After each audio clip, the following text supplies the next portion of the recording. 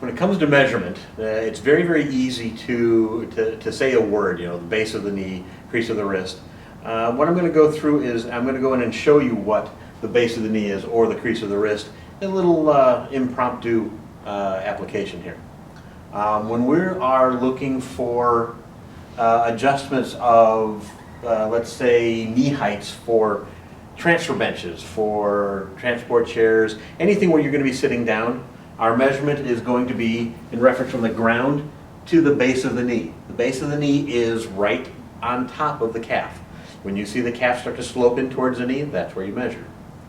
When we look at measuring for canes, canes are one of those things where we're looking at creases of the wrist.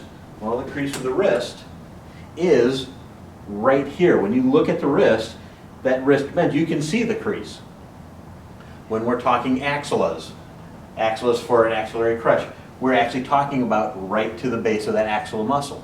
So that when you pull in a crutch and you have it measured, that it avoids any sort of tenderness that it's going to create because if it's too high, it's going to rub that top of that muscle group, the tendons that are under the arm, and that's where people get that sore arm complaint about using crutches.